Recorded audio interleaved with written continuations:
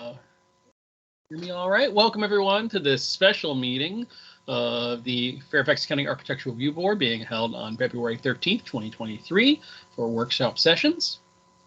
I'm your chairman, Chris Daniel. I'm coming in from my home in Reston to conduct this meeting wholly electronically and to effectuate both the emergency procedures required by FOIA. The ARB needs to make certain findings and determinations. For the record, it is a bit cumbersome. So I ask you in advance for your patience, for this will be the last time I will be doing it, most likely. First, because each member of this ARB is participating in this meeting from a separate location, we must verify that a quorum of members is participating and that each member's voice is clear, audible, and at an appropriate volume for all other members. Accordingly, I'm going to conduct a roll call and ask that each ARB member participating in this meeting state your name and your location from which you are participating. I ask that each of you pay close attention to ensure that you can hear your colleagues. For this roll call, we will then vote to establish that every member can hear every other member. And as always, Ms. Aubrey, you are first. This is Michelle Aubrey. I'm here in my home in Alexandria, Virginia. Thank you. Thank you, Ms. Aubrey. Mr. Burns, have you been able to successfully join us?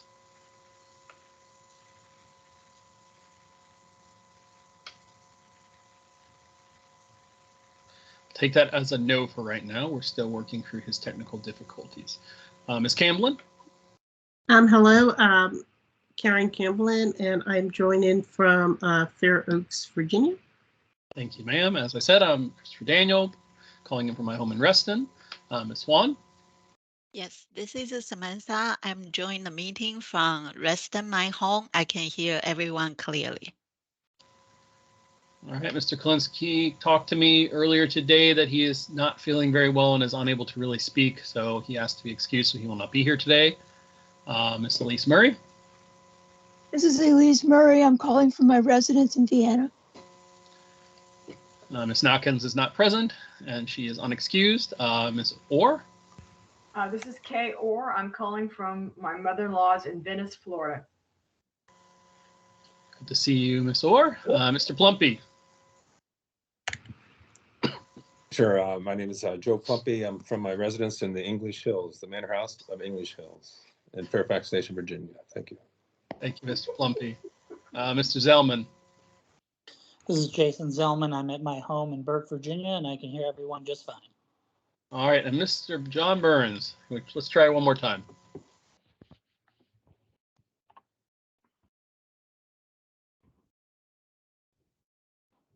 Do not think we can still hear John at this point. All right. Oh, well, John, I heard you typing. I think we can hear him, but he can't hear us. There we go. John. Oh, we heard him from the mic down. We can hear him. Okay. Okay. All right. So we'll proceed without Mr. Burns for the time being. We still got some more to do. All right. At this point, I'm going to pass the gavel to my Vice Chairman, Mr. Zellman, so that I might be heard to make the requisite motion. There you go, Mr. Zellman. I move that each member's voice is adequately heard by each other member of this ARB, with the exception of Mr. Burns, who is still rectifying technical difficulties. Okay, is there a second? Second. Second by Ms. Orr. All those in favor, please say aye. Aye. Aye. All opposed? Any abstentions? The motion carries. All right. As determined by roll call, 8 members of this ARB are present and therefore satisfy the ARB quorum minimum. The ARB bylaws state that a minimum of 6 members are required to determine a quorum. It is so moved. Is there a second? Seconded by Ms. Aubrey. Seconded by Ms. Aubrey. All those in favor, please say aye. Aye. Aye. All opposed? Any abstentions? Motion carries. Third, having established that each member's voice may be heard by every other member, we must next establish the nature of the emergency that compels these emergency procedures, the fact that we are meeting electronically, and what type of electronic communication is being used, and how we've arranged for public access. Therefore, I move that the state of emergency caused by the COVID-19 pandemic makes it unsafe for this ARB to physically assemble and physically attend any such meeting, and as such, FOIA's usual procedures which require a physical assembly of the ARB and the physical presence of the public, cannot be implemented safely or practically. I further move that the ARB may conduct this meeting electronically through Microsoft Teams, a virtual county meeting platform, and available through access through the ARB County website or through phone at 157-429-5982, access code 527-782-323. It is so moved.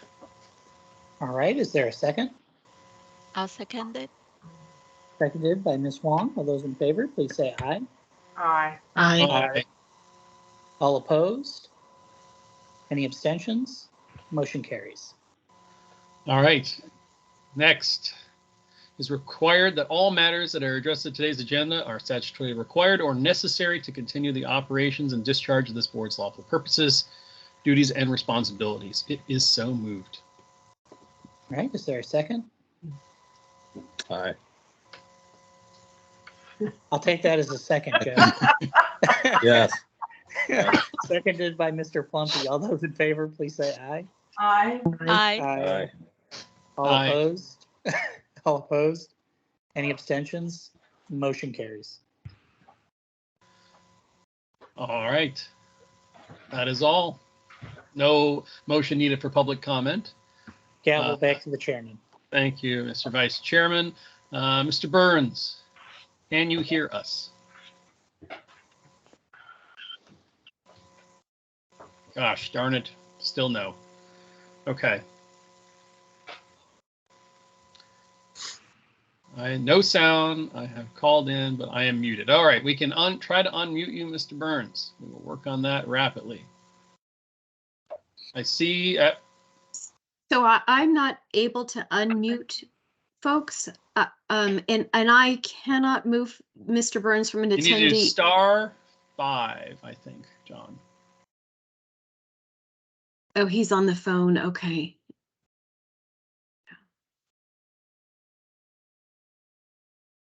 Can you hear me, John? That's raising his hand. Try *6.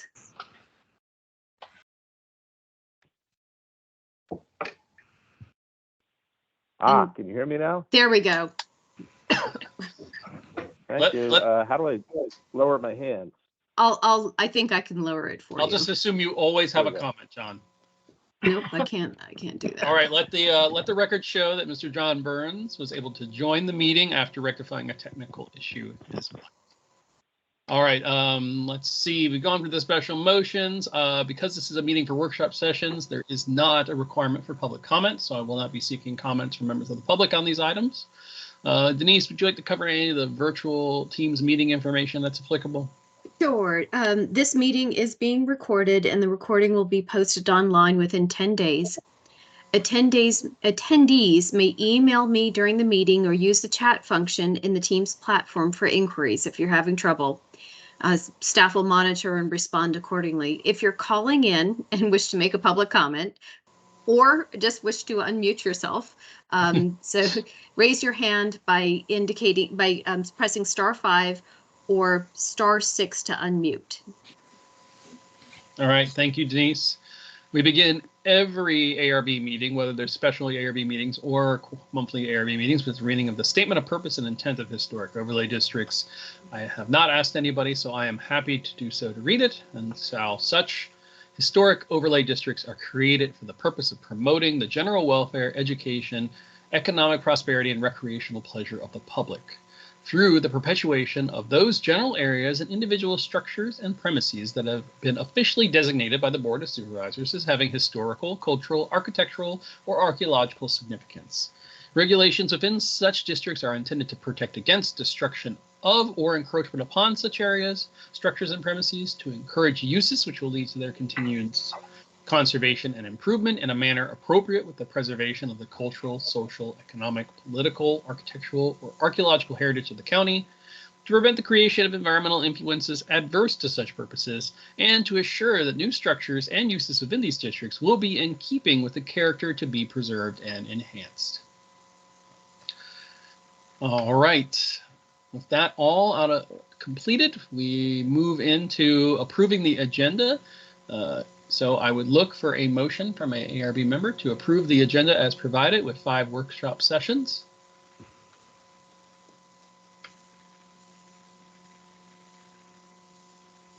Jason, if that's you making a motion, you were muted.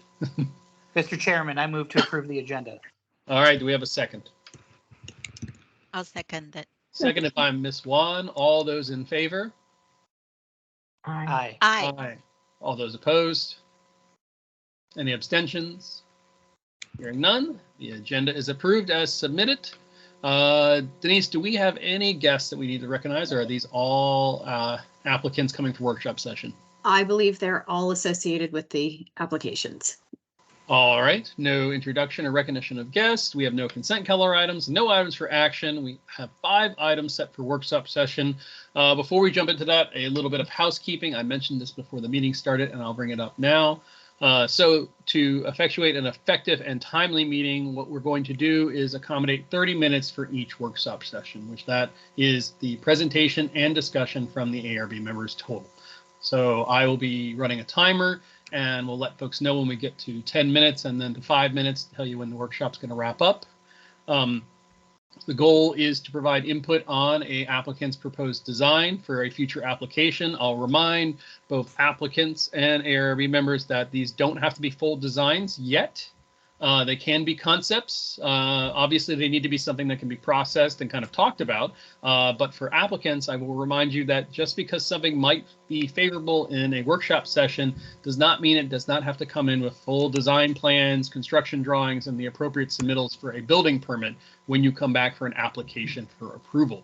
Those documents are going to be needed, and we have had applications in the past that have been felt they've received favorably during a workshop session and then come to realize they were not submitting all the appropriate drawings and material information that the ARB requires for a full application approval.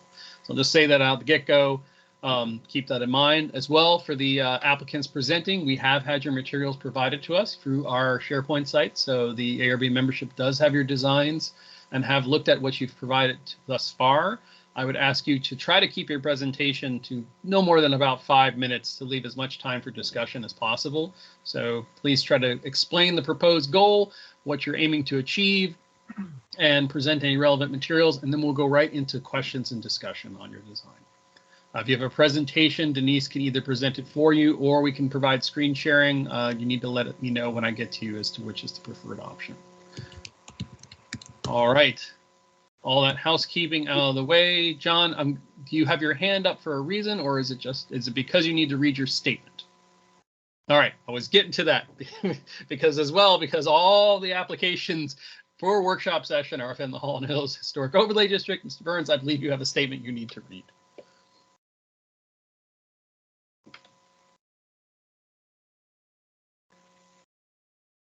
You gotta hit that *6, I think.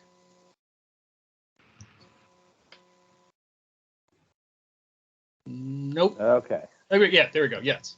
There we go. Okay.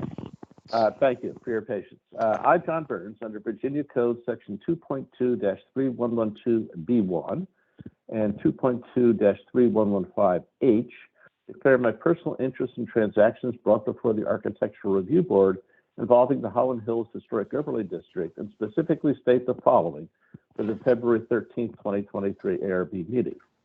1.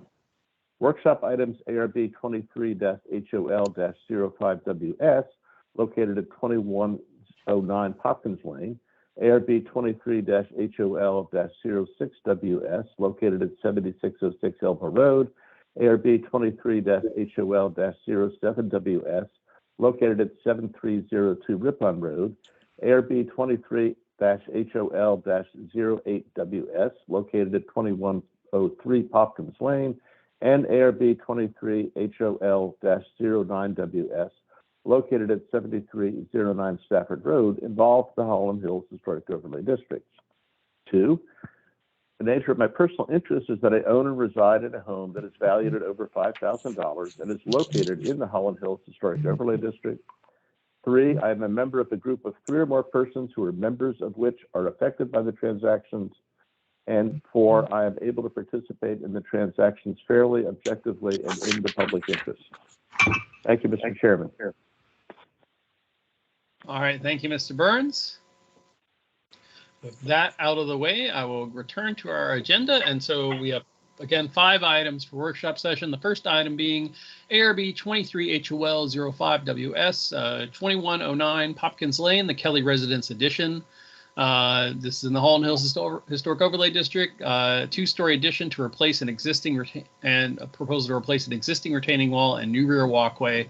I do not have who the application is represented by, but I do see Miss Kelly up on my screen. So Miss Kelly, are you the one representing the application?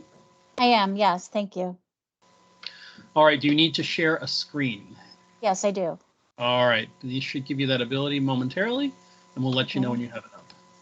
So you should have the ability to share your screen at this point. Okay. Can everyone see my screen? Yes. Yes. We can Okay. see your presentation. Okay, I'm Christine Kelly, and my husband Patrick Kelly is also here on the call as well. We are here to show you our proposed addition for our home at 2109 Popkins Lane. This is first just showing you the location. This is Fort Hunt Road coming in off of Paul Spring Road. We're just up the hill right here. This is our photos of our existing house on the right, and this is our plat. The white area is the existing house, and the shaded area is our proposed 2-story addition. And as you can see, we have a 2-story home. This is the area right here where the addition will be going. It'll be on the lower level, it'll be a bedroom, and on the upper level will be a library. This is another shot of the front of our house on the east side. And this is the retaining wall that we'd like to replace right here. Going around the house on the south side, again, another shot showing this is where the addition will be going. And from the side, right, this is another shot showing that where our addition will be placed. And then from the back, our addition will be right here, right here.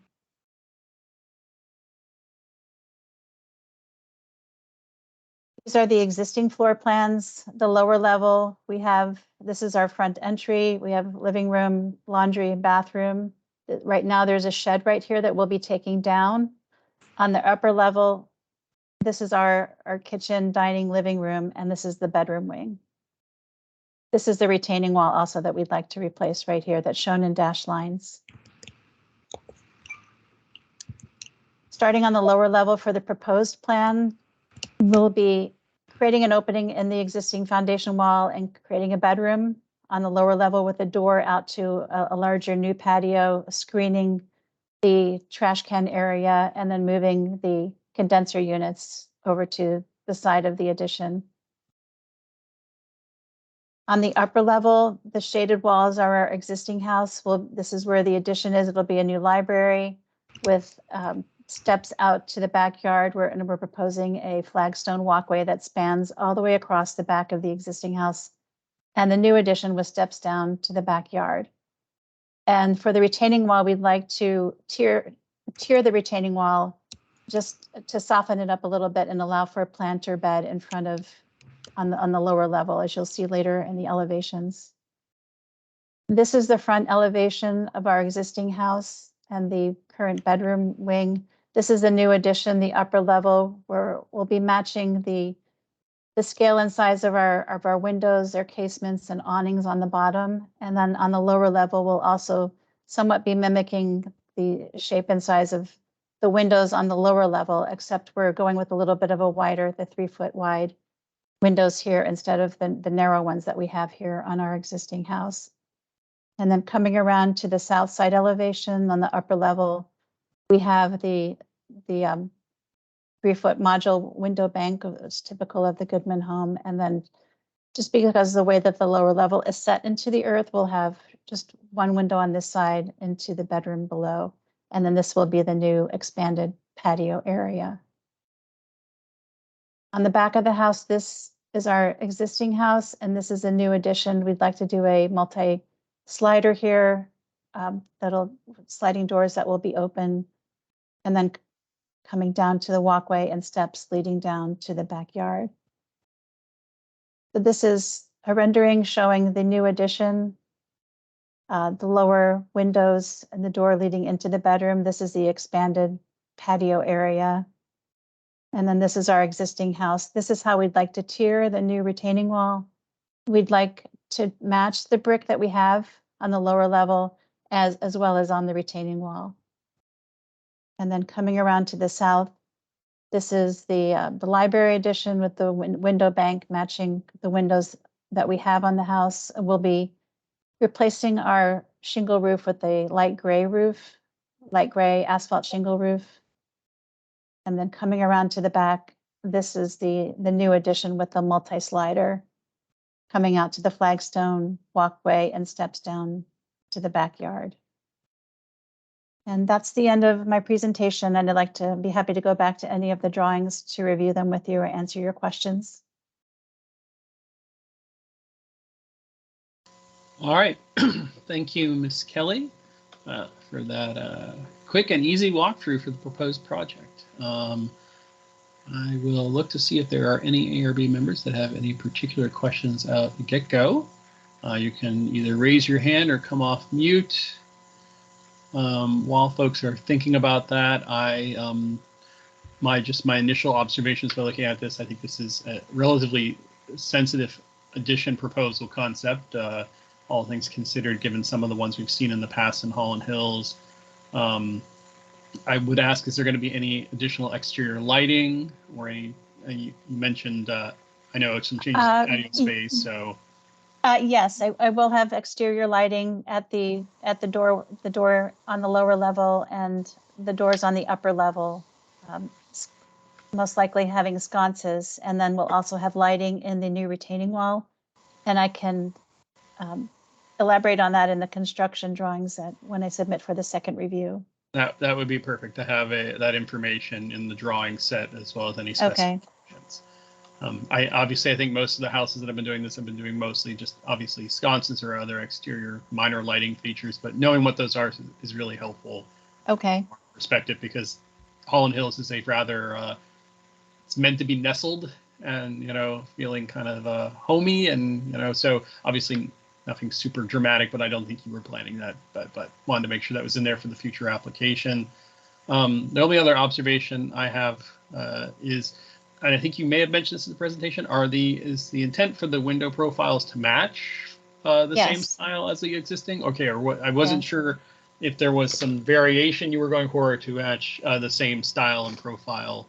They match the same. They will match the same style and profile. And I forgot to mention that our house is cedar siding, and we'll be matching that horizontal cedar siding. This horizontal siding was original to our house, and there are a few houses in the neighborhood that do have the horizontal siding. So we'll be maintaining that. Okay. Those are my two questions off the get-go. I don't know, is there any other ARB member that has a question they'd like to bring up right now? Miss Swan, I see your hand up. Yes, I do not have I actually have no question. I think the addition is appropriate, and so far everything I see on the drawing is clear, and it look thoughtful. So I have no. I think that I will be in support of this project. I have no comments. Thank you. Thank you, Ms. Swan. Thank you. Let's see. I'm not seeing any hands up from any other members. John, I don't like to pick on you, but I want to make sure, since you are operating from a phone, that if you are trying to indicate if you have any comments, let me know some way or somehow, since I know you're operating under an interesting set of circumstances. Okay. I don't know if you can see my picture, but I had, okay. I can't see your picture, but I can hear you now, so go ahead. Okay. No significant comments. I would suggest to this applicant and any subsequent applicant that some more pictures showing the context, particularly views from the street, I think would be helpful. I know this house because I live in the community, but other members of the ARB do not. And unless they drive down to Holland Hills to take a look at it, they wouldn't see how things are. I do believe that this will nestle nicely into the backyard. I rather like the idea of stepping the retaining wall a bit, and that softens that. I think it also reduces the soil pressures and the likelihood that it will overturn, which most of these retaining walls exhibit that distress after 60 or 70 years. So other than that, that suggestion for more pictures, I have no further comments. Thanks, John.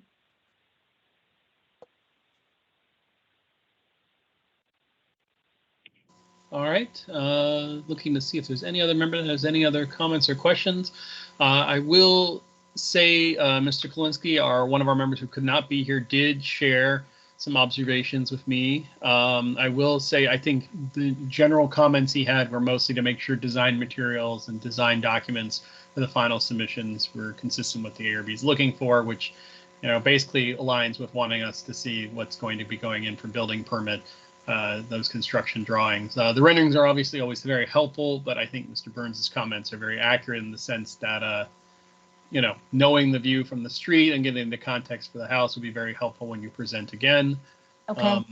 But I think that was the only caveats he had from his notes that he shared with me.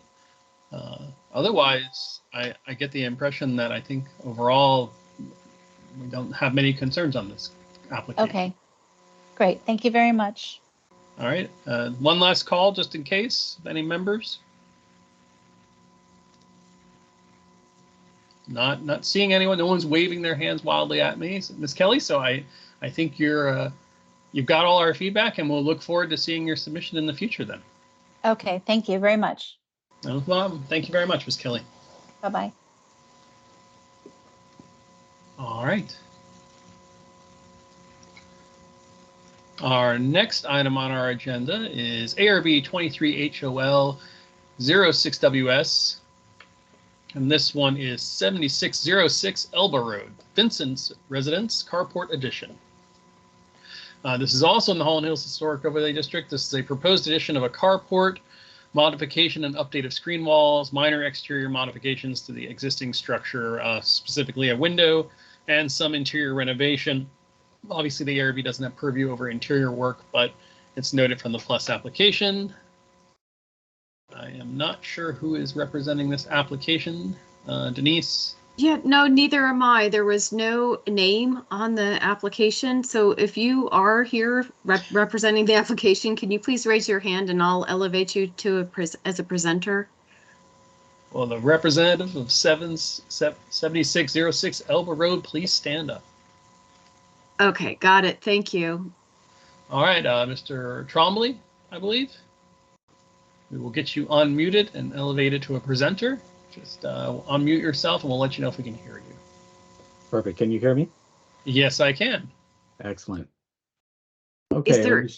Is there anybody with you? Should I elevate? Kim Vincent is what is on the call. Okay, so. Thank you. All right, and I see your screen coming up. Perfect.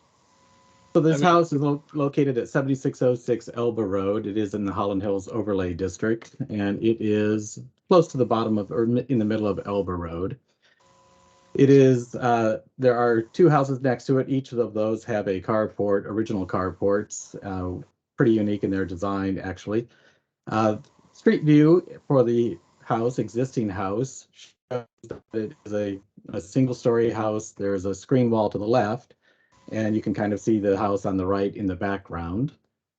Looking from that side of the house, which would be the 7604 side, that little shed would be something that is coming down, and you can see the screen wall, which wraps around the side of the house. Here's a closer look at the screen wall and its current condition. No idea when that screen wall was actually built, but it is in a condition where it needs to be repaired and replaced. Again, looking at the house 7608 Elba, and you can see the screen wall in that location of the existing house to the west of that.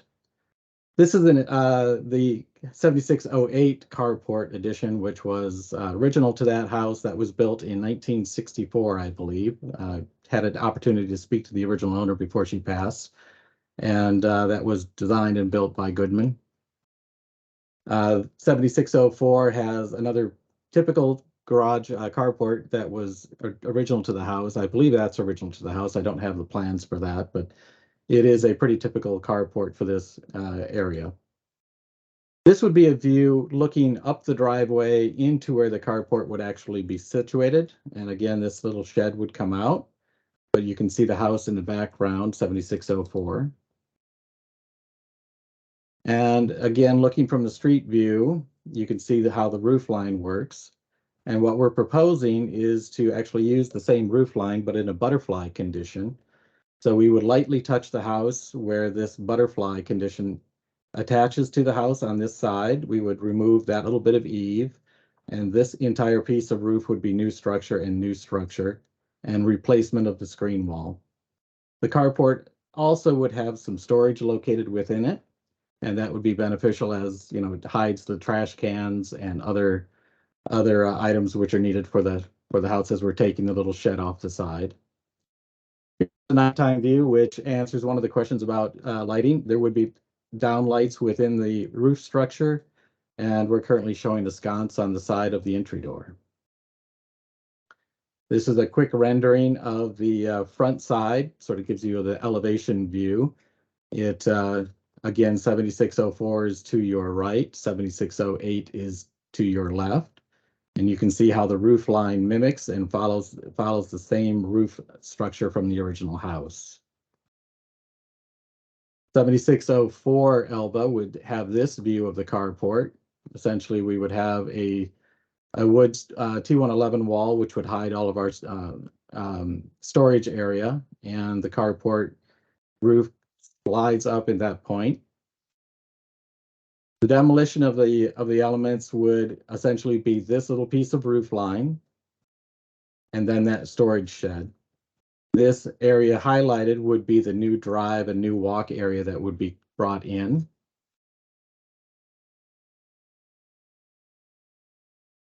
And this is a large site plan showing how this fits into the entire context of the property.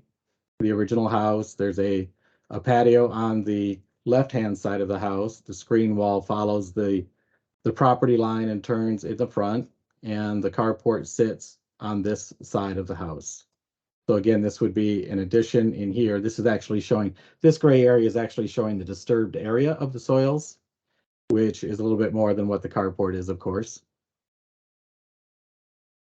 This illustrates how the roof lines would work together, essentially extending this entire roof from the original structure and extending it up, and then this would create the butterfly condition on the opposite side. Again, this is the new roofing that would go on for the butterfly, and this gets into more details of the structure. I admit this was designed about 7 years ago for a previous owner, so the drawings were fairly well developed at that point in time, so probably more than you would expect at the work session. Do you have any questions? I'm sure we do. Thank you for that expeditious presentation and for the context for why the design drawings are where they are. I was wondering how they seemed fairly far along, so it's interesting to know that as a prior owner project. Obviously, any members, if you have questions on this one, please raise your hands. While I'm waiting to see if any members want to put up their hands, my one observation is I think part of it's about the butterfly. I both like and have misgivings because it is such a creative expression for a garage that it almost is the addition drawing attention to itself as opposed to being more subordinate.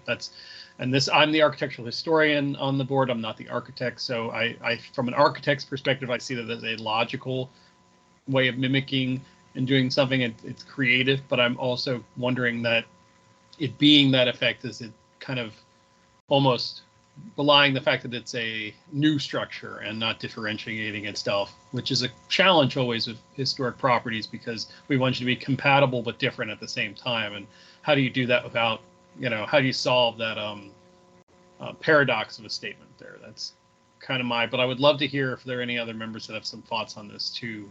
I just want to indicate that I'm not necessarily, was there consideration to have it flat at one point? Yes, 7 years ago, we went through various roof variations. And at that time, we went through the DRC and we decided on the butterfly roof 7 years ago. We've been through our design review committee again with the same design, and it's been approved in both conditions. The intent really was to lightly touch the house and not have something that would be abundantly different, something that would follow the structures and stand out as something that was within Holland Hills and made sense. Many of the houses do have something that would be, if a flat roof, for instance, but they do look so different from the community in many cases that it doesn't make sense. And I would actually slide up to speak to this carport in that it is a prototypical carport where you have a flat roof that continues out from the existing flat roof. And I will acknowledge I thought of that picture too when you said that I don't necessarily know if I love the flat roof as more as I like the butterfly, but I'm just sharing my initial reaction. Let me go to to fill some air for my members to think about what questions they might have. So Ms. Orr, you have your hand up, so I'll give you the floor. I love it. I just think it's precious. And I think I like that you're you're continuing the slope of the existing. So they've got that going. And then they just kicked up the other. I think it's a great solution. It's cute as it can be. Well done. Thank you. Thank you, Ms. Orr. Mr. Burns, I see your hand up. I'm hoping you can hear me. I can hear you loud and clear. Excellent. Okay, a couple of questions. Looking at the plans and actually looking at this rendering here, it appears as though that the entrance door, which I assume is the white panel in the middle there, it appears from scaling it that it's like 4 feet wide and 8 feet high. Is that true? It's well, all the way up to the full height of the 2 and 11.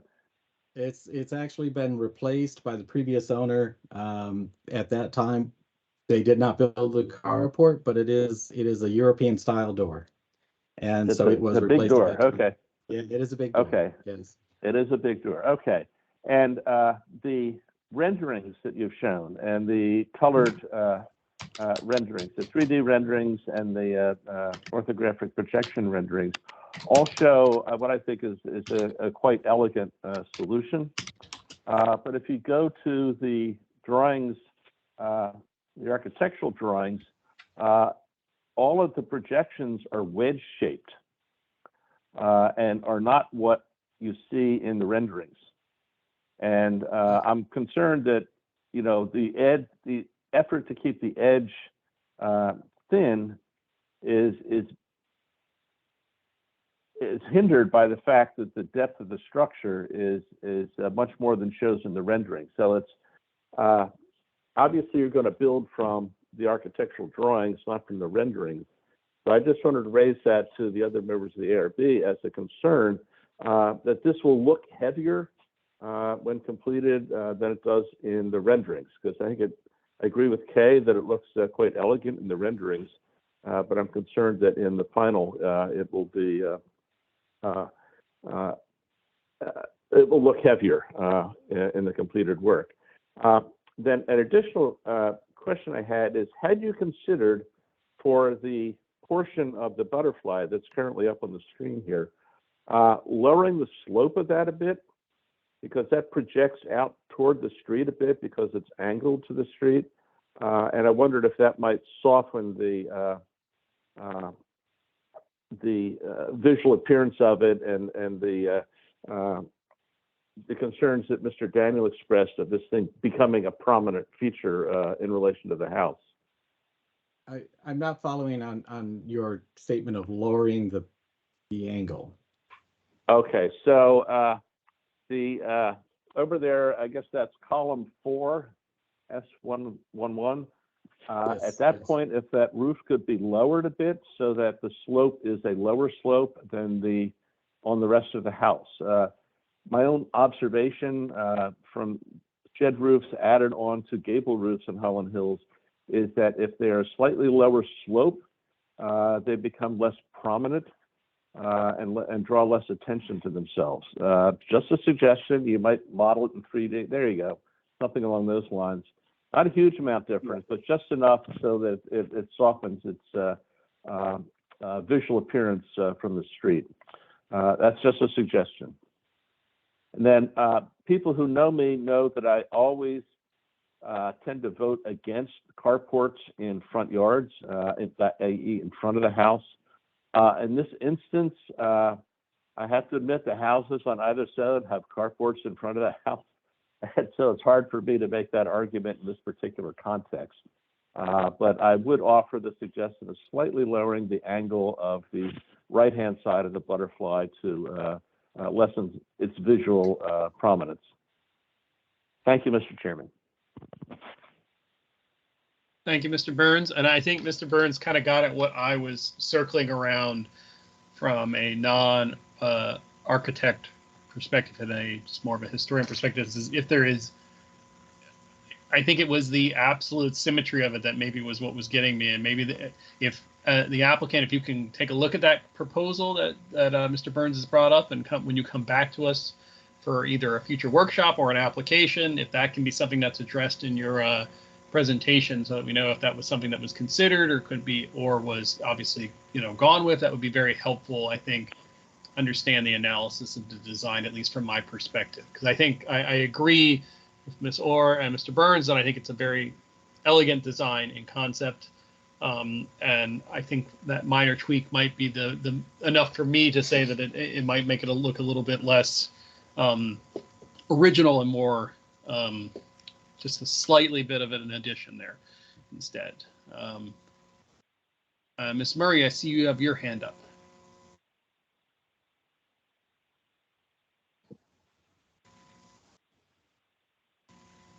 I can't hear you, Elise. You may have to unmute. I do have to unmute. I have a question about the screen wall. Is that on the front of the house? And will that fall awry of Fairfax County's front yard fencing limitations? It is. That's not a question for the applicant. That's really for the architects and staff.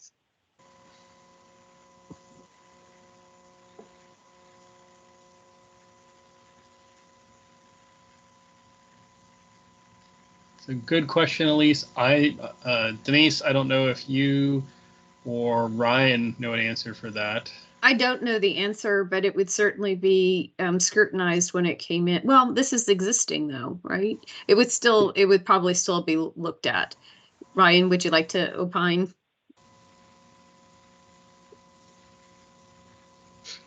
Let's see. Ryan Johnson here. I do believe this would be considered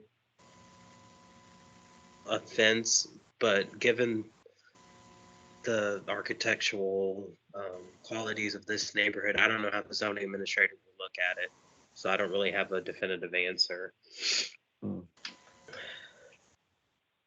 Thanks, Ryan. I didn't mean to put you on the hot seat there, but just knowing we have your expertise. John, your hand went back up, so I'll go back to you. I have your hand up still, but I just want to make sure you also aren't on there for a comment too. But John, go ahead. Okay, can you hear me? Yes. Okay. The requirement is that in front of the house, that is towards the street from the closest point of the house to the street, fences are not supposed to be above 4 feet. However, there are multiple examples in Holland Hills where a condition like this exists. I would imagine if you put this into the permit folks as repairing an existing fence, that might be looked at more favorably than a tear down and a new fence.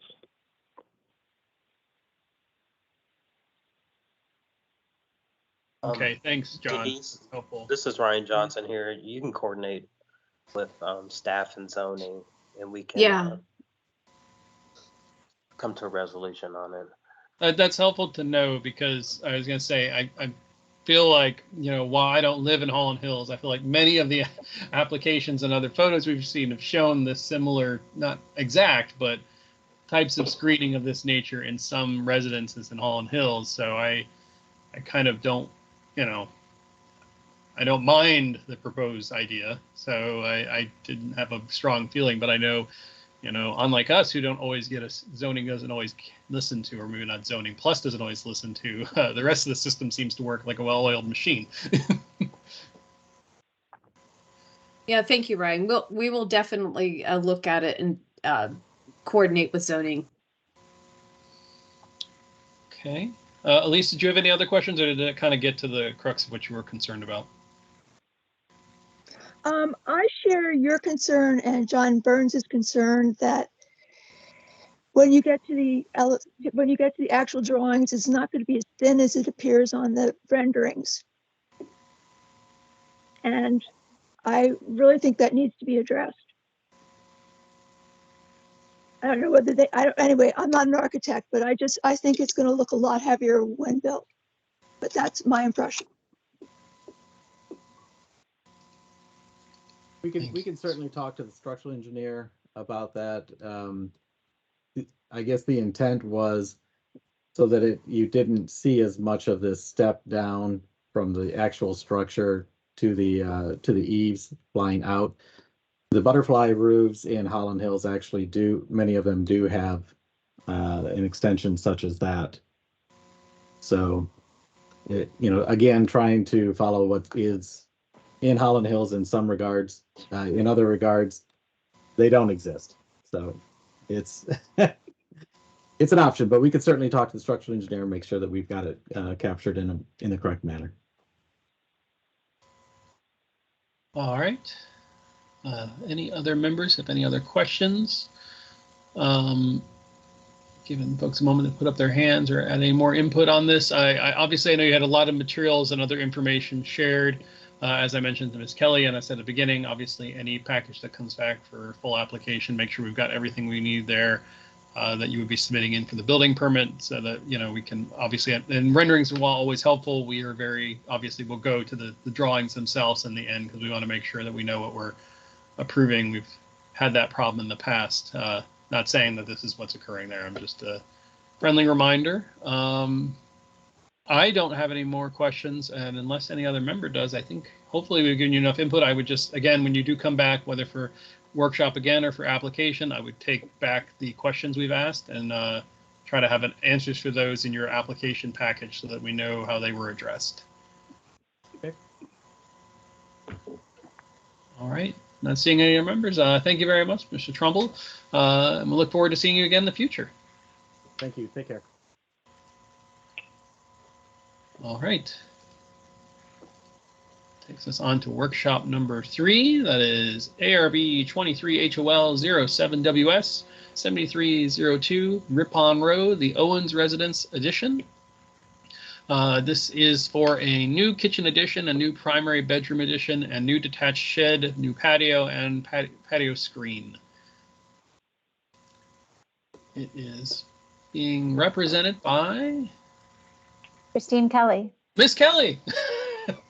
Good to see you again, Miss Kelly. Welcome back. All right. Well, you already know the routine. The floor is yours. Okay. Can you see my screen okay? Yes, we can. Okay. Yes, I'm Christine Kelly. I'm the architect, and I'm here with Amy and Leland Owens, who are the owners, who are also on the call, to show you the proposed addition for their house. They're on Ripon Road, coming off of Fort Hunt Road, coming into Holland Hills and turning left right onto Ripon. This is the plat of their house. The areas in white are the existing house, and we propose to add in 3 different areas. Right here, there's a little courtyard that we would be infilling, and there's an addition, a bedroom addition on the west side, and then this is a little detached shed that would be, we're taking down a shed that's currently over here, and we'll be adding it back right here off of a new patio. These are photos of the front of their existing house, another model just like our house that you were looking at a few minutes ago, the horizontal siding. This is the front entry, and we'll be adding up on this side as well as up on the back behind the bedroom wing. This is the side of the existing house, and this little courtyard is where the addition will be going to infill this portion of the house. And then here's another closer look of this area where we're proposing the addition. Would be a 2-story. We'd have a basement and then an upper level right here. And then coming around to these are just showing you pictures of the existing house. And then at the back, we'd be taking the shed down and adding right here in this footprint, an extension of the bedroom addition. And this is the shed that we'd be taking down and rebuilding on the other side of the house off of the patio.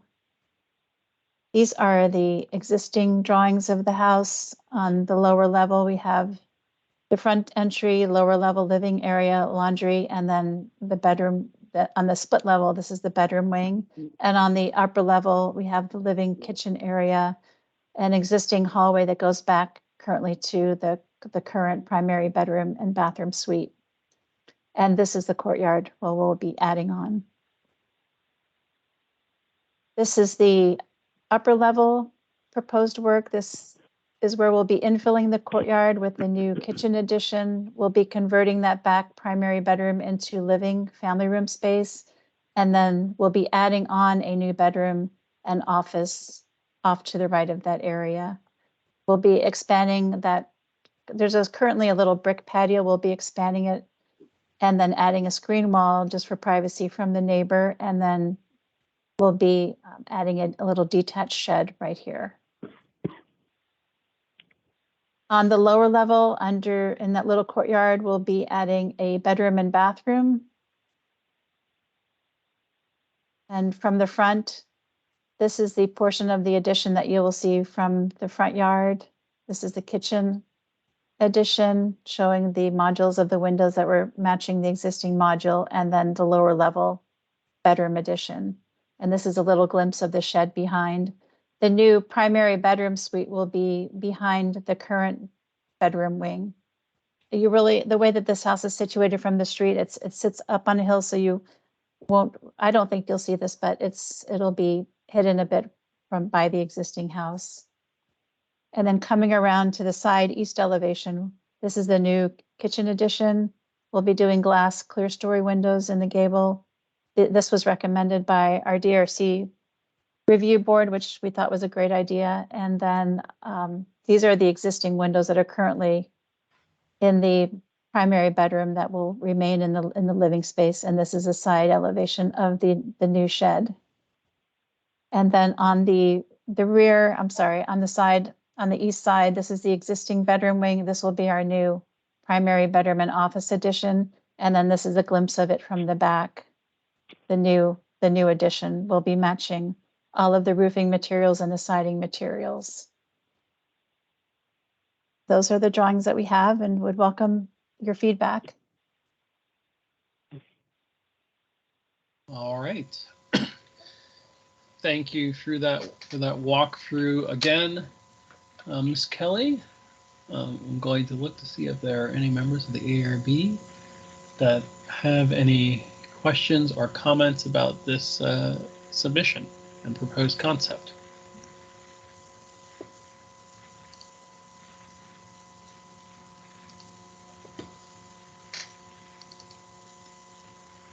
So I was going to ask you to pull up I was trying to wrap my head around the full scope of this edition and looking at, and I guess I didn't look at any of the blocks to realize that it's both you doing both of those two, because I was wondering some of the similarity in these two editions when I looked at the packages submitted. But this is the non-architect not looking at those kinds of blocks and stuff to go, hey, look at that. I'm trying to get the same perspective of the massing on this one in comparison to the other one that you showed us just a little while ago. And I think part of that is obviously, as Mr. Burns mentioned in the prior session, getting to know it on the street and getting to look at it. Because I'm trying to see how much this one is going to be a dominating feature for the other surrounding residents and the other area and from the street. So if you could try to walk me through that again, that would be helpful, because I don't feel like I totally grasped that in looking at Okay. Actually, the additions that we're proposing they sit fairly far back from the street, and the house actually sits fairly far back from the street. Let me just go back to the plat. This is the front of the house, and our additions are tucked back. So won't be imposing from the street. Gotcha. And this one is actually tucked into the existing structure, so we're not actually demoing any walls. We're placing it right here. Well, we'll be demoing this wall right here, but we're infilling an existing courtyard. So it definitely will not feel like it's dominating the view from the street. Okay, that's helpful for helping place me Okay. geographically on this site. So that kind of gets a little bit more at my question, because that was, and I think that's partially due to the nature of Holland Hills, that the houses are positioned in very interesting ways. And so that, you know, what might seem like this is going to be a safe addition to the back of a building. The back of the building doesn't mean much sometimes in Holland Hills, because sometimes that's the front of the building from a person's perspective on the street. So that helps me out a lot there. Okay. Mr. Burns, I see your hand's gone up. Okay, can you hear me? I can. Okay, great. Yeah, this and the prior house that Christine presented are very similar in their original plan. But this house and her site is a much more gradual slope. I would imagine this slope on this from the street up to the back end of the lot is maybe a 30-degree rise. I mean, it's fairly steep, yes. Yeah, it's incredibly steep, as is for the neighbors onto the right and to the left. And so all these houses go steeply uphill.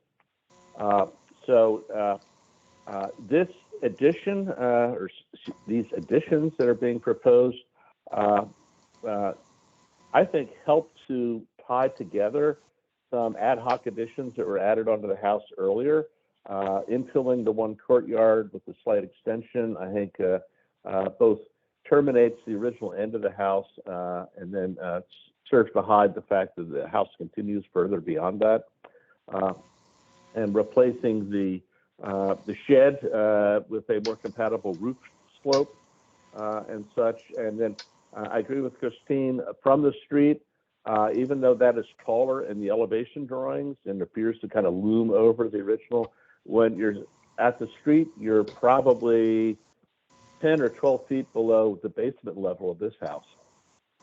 And so you're looking up at a fairly steep angle. And the fact I was concerned at first about the diminution of the right end of the new primary bedroom, and the reducing of but the reality is, I think that actually is good when it's viewed from the street, because it makes it smaller. Perspective diminution is something that, if you can exaggerate, really helps you to make things begin to fade away. And so I think that might turn out just fine. And so I have very few comments about this.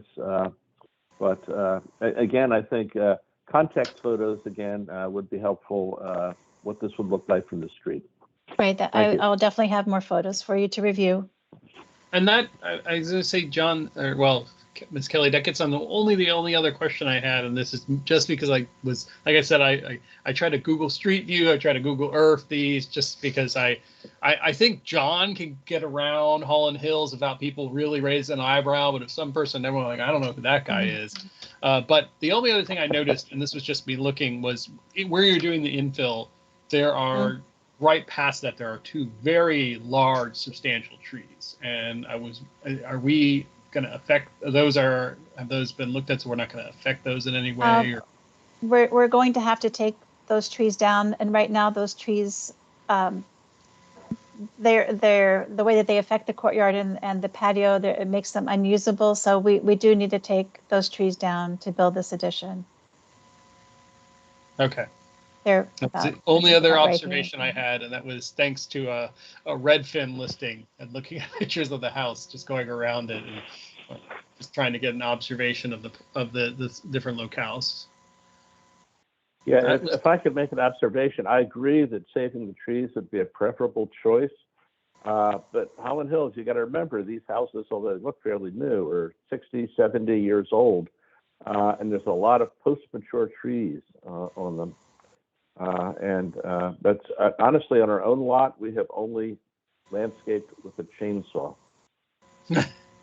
Well, and I recognize that, obviously, from a preservation perspective, trees are always a challenging thing, because they have a obviously an ecological benefit, but they also, when the neighborhoods were designed, the trees were definitely not that scope and scale, and they've grown, and then there's a lifespan to a tree that has to be assessed. I wanted to get some understanding on that too, because I know there was a lot of changes to that around the house going to happen. So how would that affect the environment around it? And so, but that's, I think the input on the layout of the lot plus that kind of helps me understand it.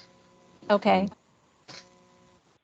All right. Any other members have any other questions for Ms. Kelly?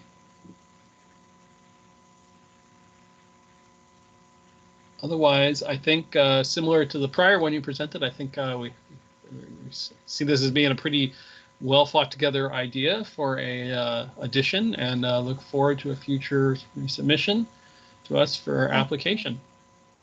Great. Thank you very much. Thank you, Ms. Kelly. All right. Let's go on to number 4 on our agenda. It is ARB 23 HOL 08WS 2103 Popkins Lane, the Young Miller Residence Addition. This is a new entry foyer, a new primary bathroom addition, a new bedroom addition. This application is being represented by Miss Kelly. Yeah. I almost made a joke that I was like, maybe we'll see you again, Miss Kelly. You know how things kind of ebb and flow. It's just, I'm in the ebb mode right now, but this is the last one for the evening. All right. Well, the floor is yours again. Okay. This is Erica Young and Eric Miller's addition. They're my neighbors, and they're here on the call with us.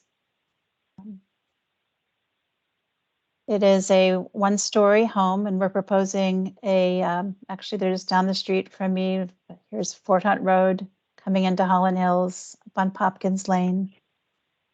This is the plat of the white showing their existing house, and we're proposing a new entryway addition and then a new primary bedroom addition on the back of the house. This is Popkins Lane right here. This is as you approach their house, the new entry addition will go right here, and we'll also have a gable roof line that will provide a shelter for bikes and trash cans as well. And another view of the area where the addition will go. And as we circle around the house, this is an existing bedroom view from the back, and we'll be adding the new primary bedroom suite right here. This is their floor plan of the existing house, the living space, bedroom space. The new addition will go here. The new entryway will go here. This is the proposed floor plan. This is the new entry vestibule coming into the existing house. And then this is an open covered area for bike storage and trash can storage. We do have a existing gas meter right here, which is why I've set back the entryway, but we are investigating having that relocated. But I left it there for right now, as we don't have a firm answer on when it'll be moved. So I would welcome your feedback on that. From the front elevation, we have the new entryway, and our DRC board recommended that we add a glass panel next to the entryway, similar to Holland Hills entryways that you see. And this is existing concrete block, and then this will be our new addition to match the siding that is on the existing house. This is the side east elevation of the new mudroom entryway. And then this will be the covered area of the bike storage and trash can storage, and the trash cans will be screened inside this covered entryway. And the existing brick on the chimney will still be exposed. And then coming around to the back of the house, this is everything you see here. I'm sorry, is existing. This is the new covered trash can area. And then this is the new bedroom wing, and this is the bathroom, which is why we have the transom window for privacy. And then coming around to the east elevation, this is the new bedroom wing. We're following the existing roof line of the house and matching that. And matching the window profile as well. And this is another transom that's in the bathroom for privacy. But that's the whole project, and welcome your feedback.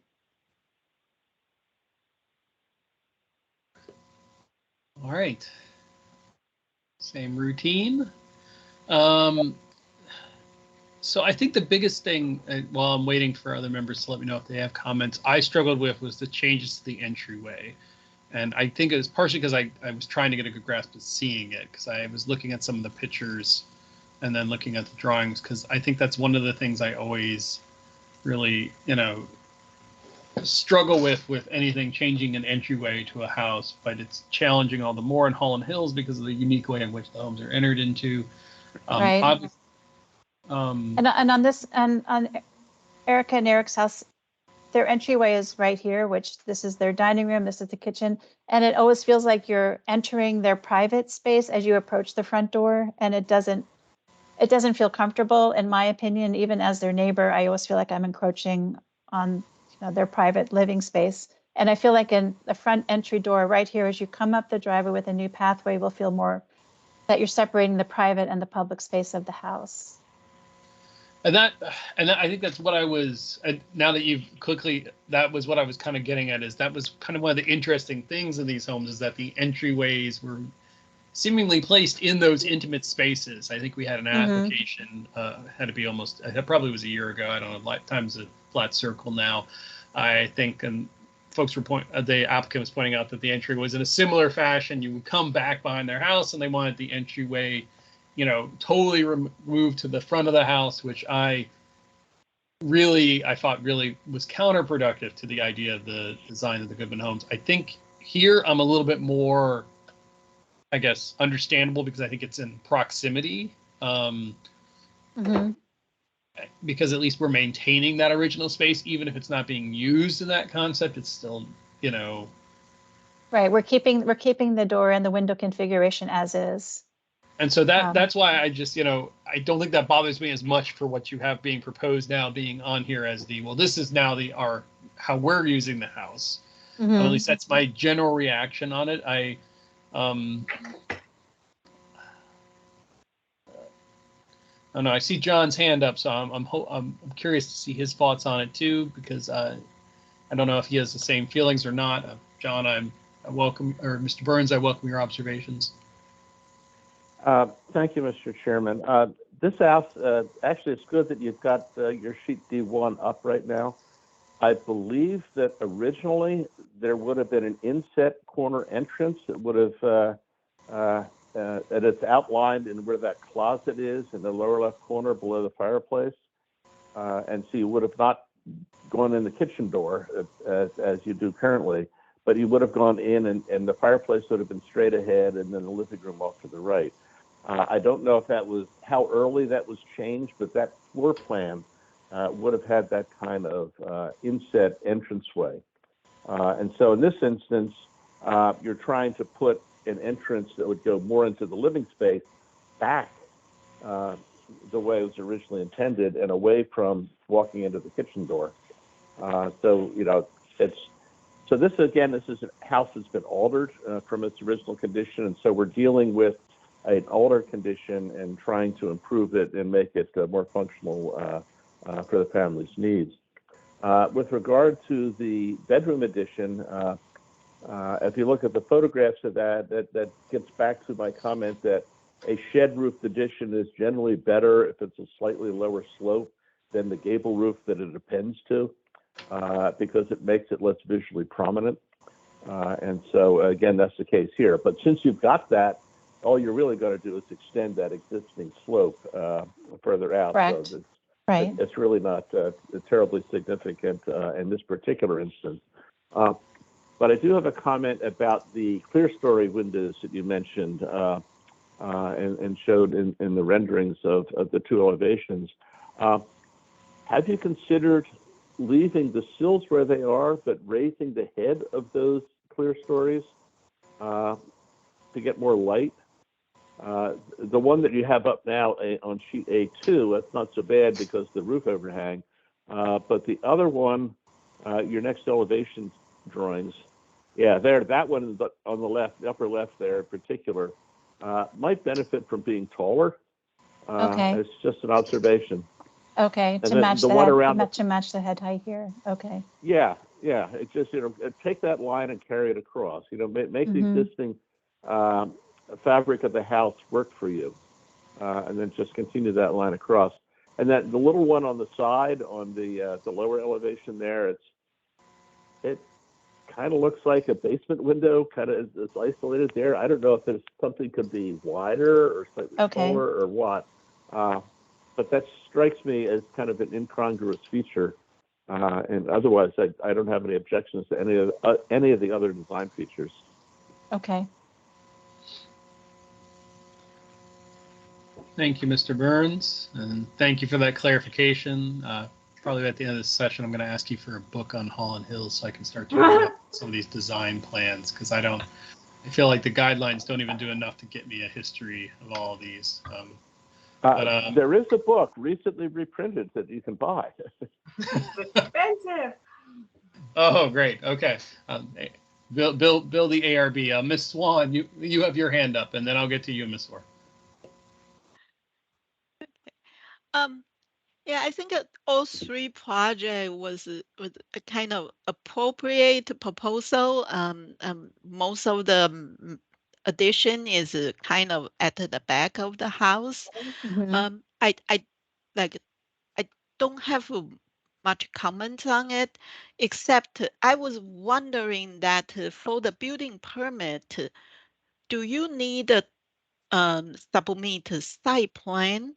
Because all the drawing is well done, but they are project notes, and all the project has an angle with the site. So it take me a while to try to puzzle what the relationship they have with the.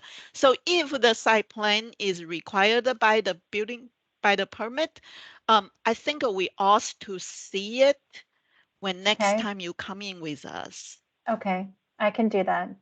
Thank you. Okay, you're welcome. All right, Miss Orr.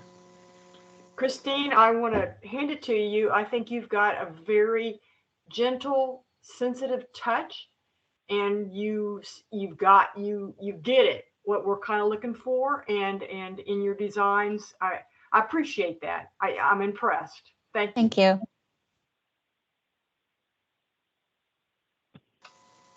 All right.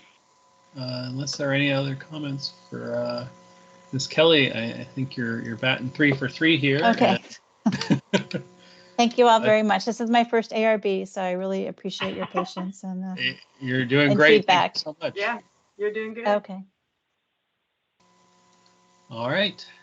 That takes us on to our last session item for workshop. That's ARB 23HOL09WS 7309 Stafford Road addition. This is a renovation in addition to an existing single-family residence. This is being presented by. Thank you to the person who shared the link in our chat for the book. I will need to acquire that. Denise, any idea who's representing this one? So Mr. Bear was on the application, but I assume that there's an architecture firm representing this application. We have Miss. Is that correct? Mr. David Jameson? David Jameson, I think, is the architect. Yes. So David Jameson and Alexandra Wajno,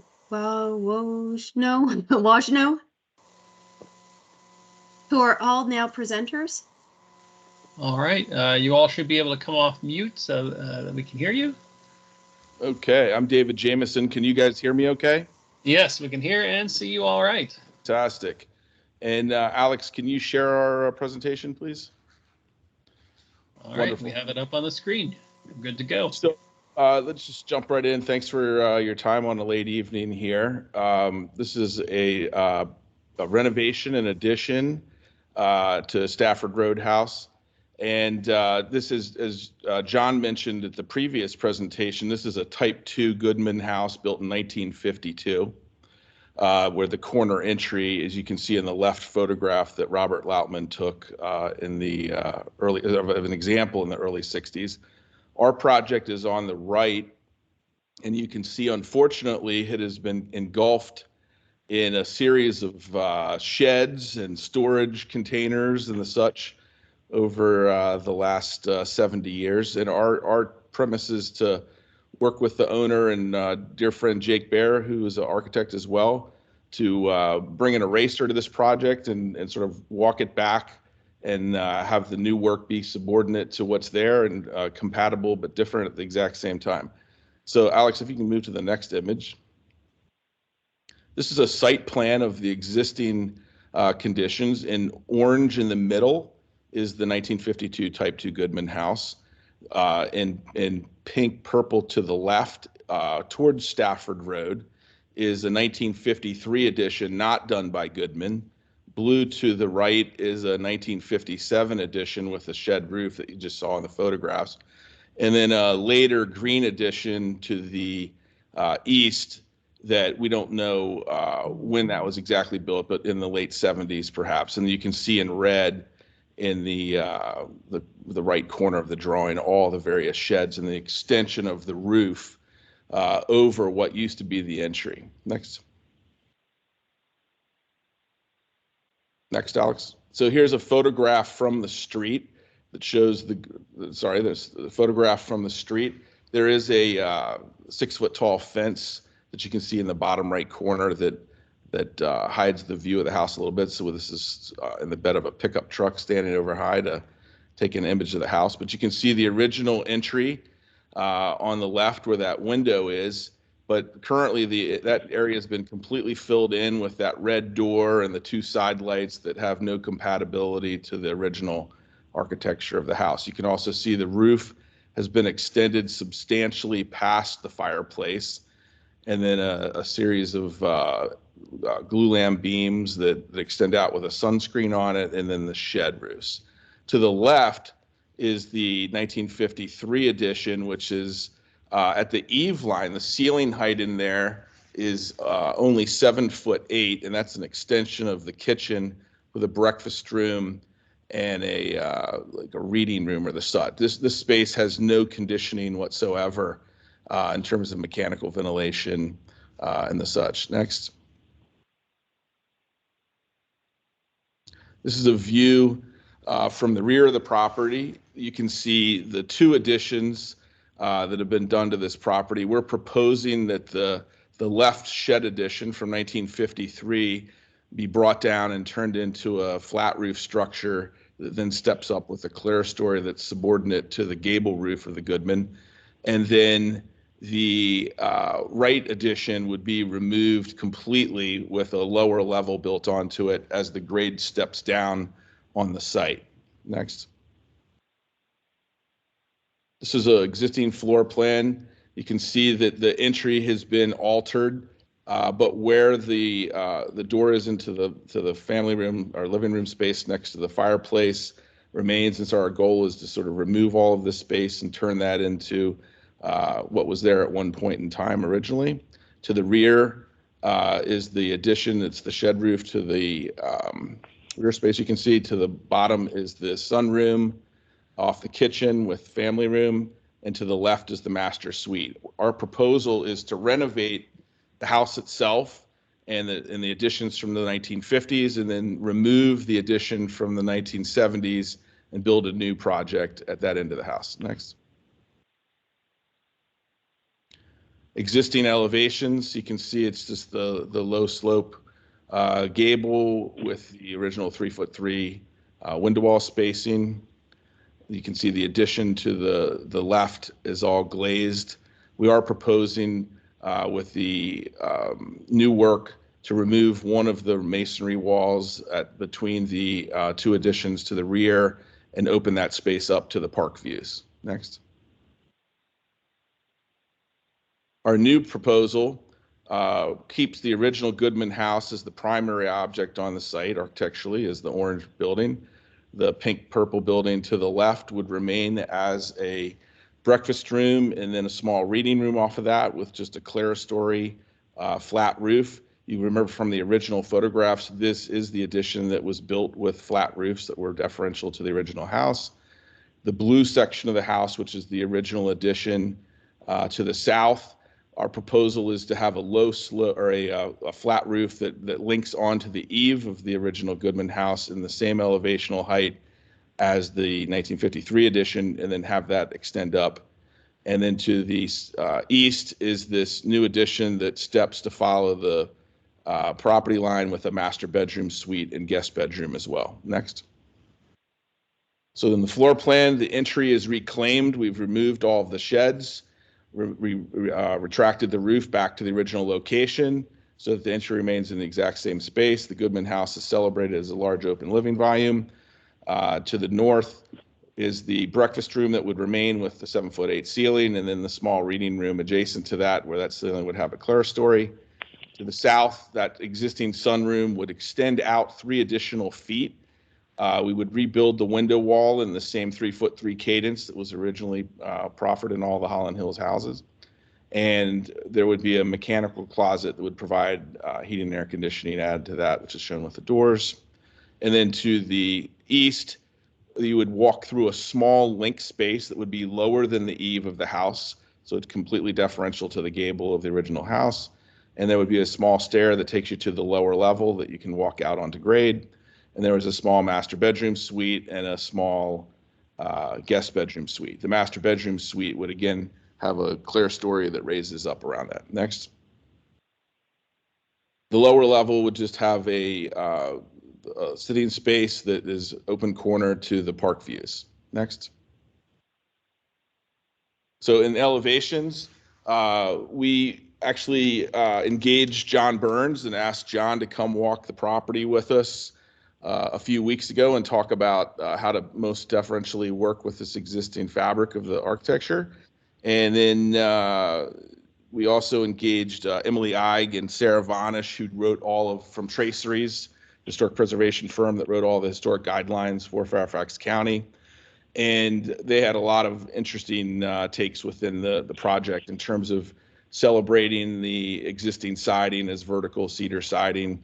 And so what Jake is proposing here is to have new cladding of vertical cedar where it needs to be replaced, patch and repair wherever that needs to occur, existing brick walls to remain at the fireplace, and the shear wall at the kitchen volume.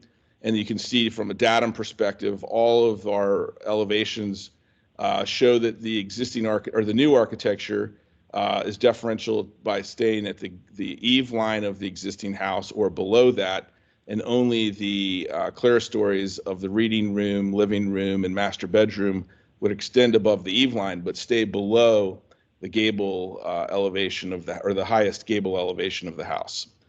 Next.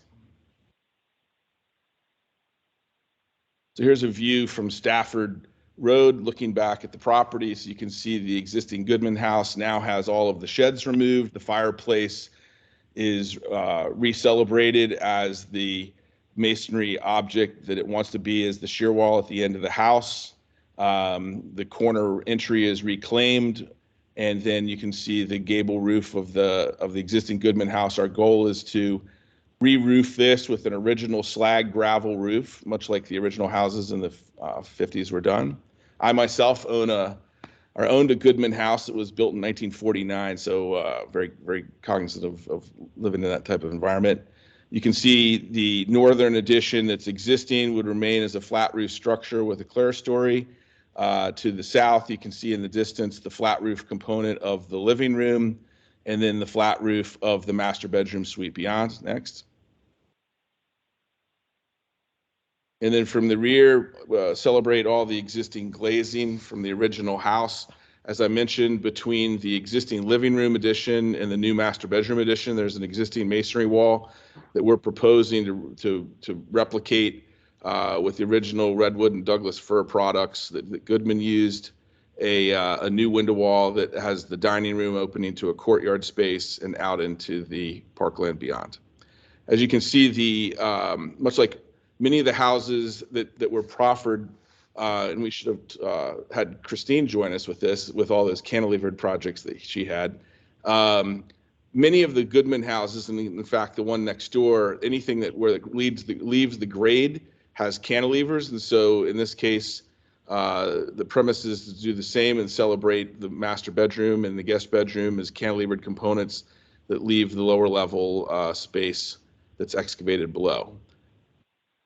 So with that, this is in a sense, our goal is to leave the original house in its, or re-celebrate the original house by peeling away, if you will, all of the work that's been done to it, unfortunately, over the last 70 years, and celebrate the 1950s edition as well, and using that vocabulary, have something, as I think you said, Chairman, compatible but different with 3 flat roof structures that are deferential and subordinate to the gable structure of the original house. Thank you. And also invite the owner and architect Jake Bear to join us for questions. All right. Thank you very much, Mr. Jameson. Look to our members for any comments or observations they might have on the materials presented.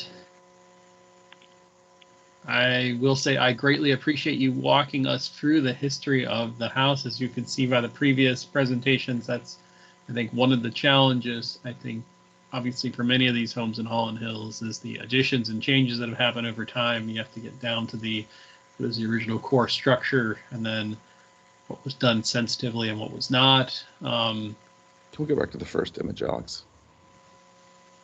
I think my initial reaction, and I think it was helpful going through the presentation, was to understand the level of the understanding the fenestration kind of going on in the back, because that was a lot to observe that was being presented back there. But I think seeing it in a how much it's actually going to move back and forth, that's a little bit more helpful, plus the context for it in the surrounding neighborhood, which was a question that you saw we brought up with Ms. Kelly as well.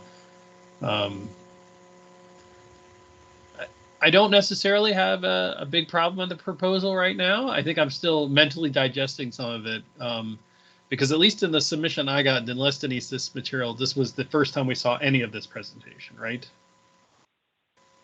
Or was, because when I downloaded the files, I don't feel like I had this package. There was a second email that went out with the.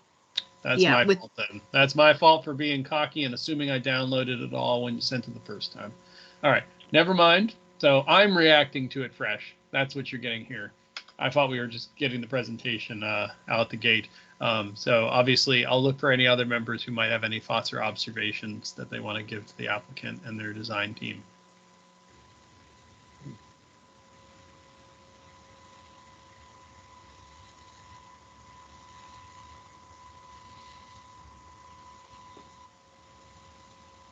Oh. John, I hate to put you in the hot seat, but I heard you walk the site, so I definitely want to hear your thoughts. Okay, thank you, Mr. Chairman. Yes, I did. Mr. Bear and David invited me to walk the site with them 2 Saturdays ago, I think it was. And actually, the house photograph you see on the left there pretty much is the way the house was. It's flat on the street side, and then you go around back, and you've 1 or 2 photographs further on. It drops precipitously down into a stream valley, and you get a few more feet, and then not terribly far beyond the path through the ivy there. The drop is, I don't know, maybe 45 degrees. It is really steep. It's uncomfortable to walk. And so, yeah, one more, there you go. It's really a drop. And so they're actually not going to have to do all that much excavation to put the lower level on the addition. And that 1970s addition, from looking at the way that it connects, or maybe it doesn't connect well into the original house, I think it's kind of moving downhill a little bit already. And so the idea that it needs to be removed and replaced is certainly, it made sense to be there. I had suggested that they try to keep everything below the ridge of the original house. I applaud the fact that they're going to remove all the little sheds and the glulam beams that were added outside of the end of the chimney, so that the original end of the house can become the dominant feature that it was when the house was first built. And so I tend to support that. But it's interesting property, and I applaud the effort to take three very disparate additions and try to unify them architecturally with similar treatments, similar materials, and such, so that they are distinctively different from the original house, but there's some unity among those three, where right now there is none.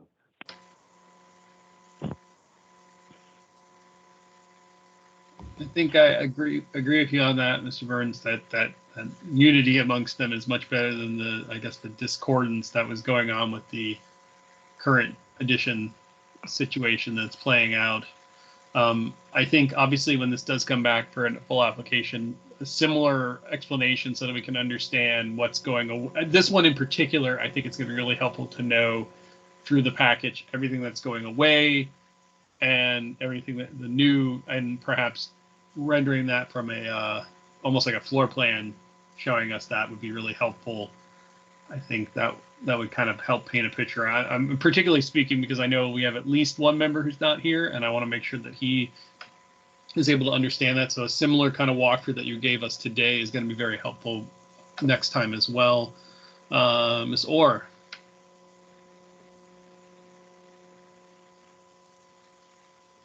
Okay, you're still muted, so if you're talking, you need to unmute. Thank you. I'm sorry. Can you go back, I guess, back one to the proposed front 3D? There you go. I understand conceptually why you're doing the jigsaw. I mean, not the jigsaw, but you know, the sawtooth back. I guess I'm not as wild about that, but I understand why you're doing it. I don't know. John, how are you with that? Yeah, we had a discussion about that, frankly, and I think that this solution is, from this particular vantage point, you don't see, I think that there is more articulation, and I think there's some windows in that face off that you don't see off to the left. Yeah, and so from this perspective, yeah, it just looks like a zigzag wall. Yeah. A ha-ha wall or something of that sort. But I think the 3D reality is that it won't be like that so much. But I do think that the series of setbacks, which in plan look quite elegant, do address the issue of a side yard setback. Right, right. And yeah, it's way better to do this than it is to have a wall that follows the side yard setback.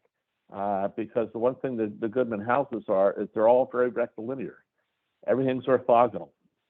And to suddenly just have a line that is gives form to the house that is defined by the side yard setback, it's an artificial construct. I think this is a more elegant solution.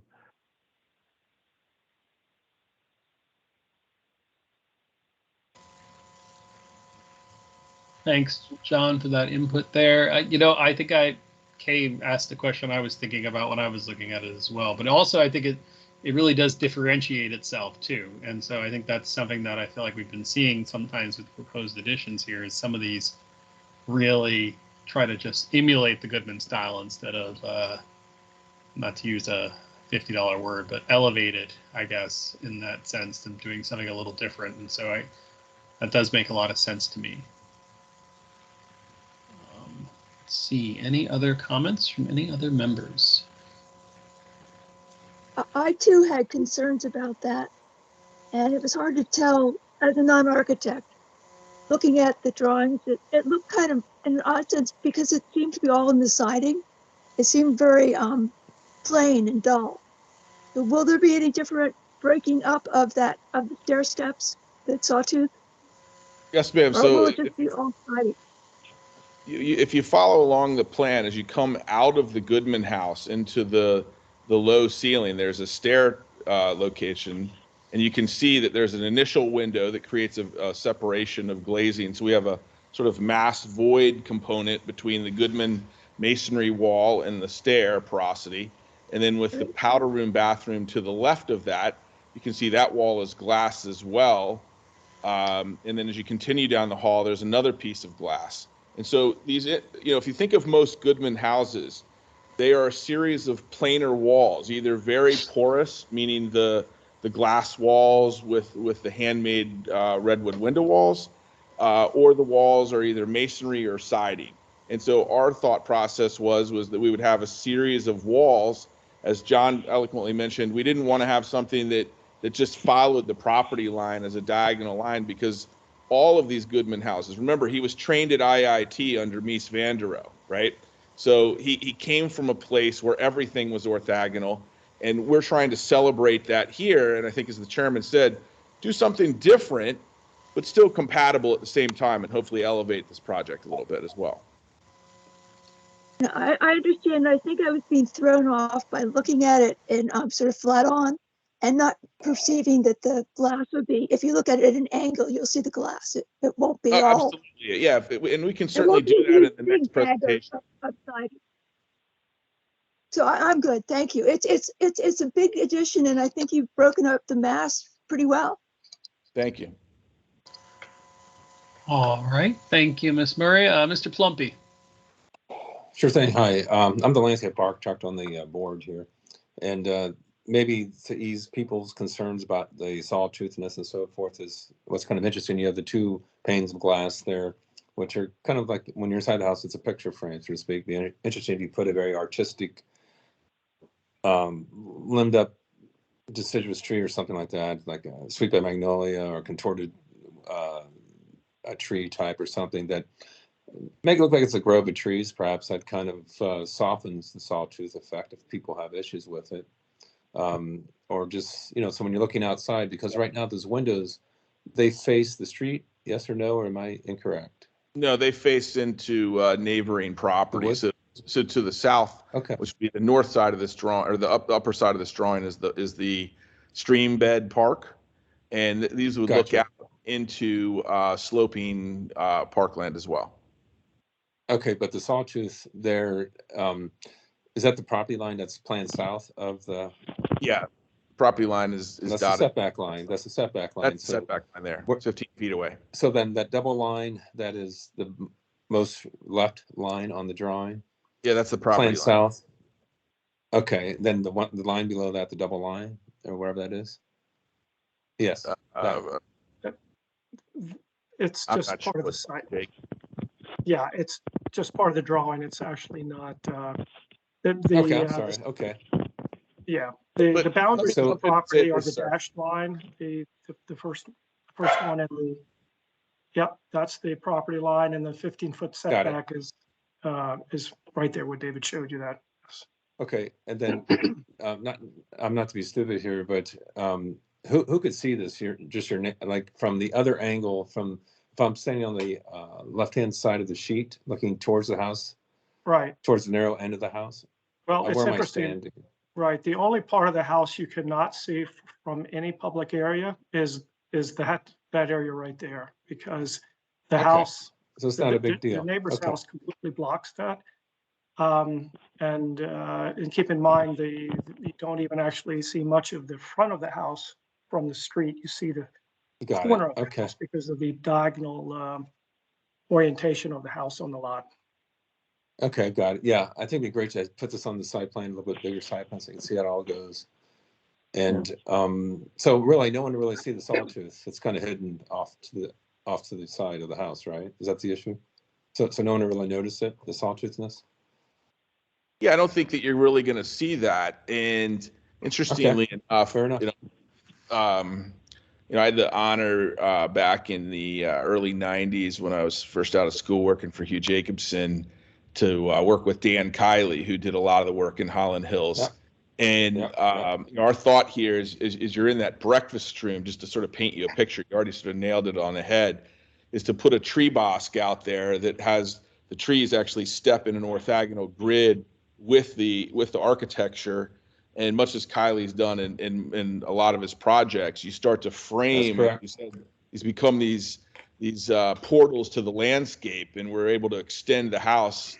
You know, so when you're in the main space, you'd be looking through that gallery to, you know, it's some specimen tree out in the bosque distance. Yeah, that's what I was getting at. I mean, took the words out of my mouth. I mean, Kylie is very into the grids and to bosque, so maybe there's something you could add to that on that Yes, side we've to already kind of make the house. engaged a landscape architect in Charlottesville named Greg Bleem that worked in Kylie's office.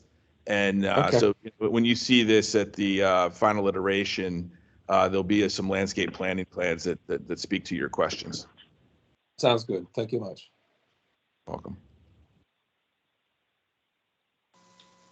All right, Mr. Burns, I see your hand up again. With regard to the view to and from the Sawtooth section, having walked around that side of the house, there is a privacy screen on the adjacent property. And then as you begin to go down the hill, there's a whole bunch of backyard detritus that we all have in our backyards, you know, wheelbarrows and implements of gardening and things like that. And so, you know, the reality is that it's not a great imposition into that view because it's already partially screened. But again, I think additional photographs would help explain and I think ease people's concerns. And then David, that rendering, if you could just move it about 10 degrees or so around to the left, so you would actually see the inset windows revealed, I think would help to explain to people what you're getting at. Yeah, Alex, can you go to the elevation that shows that?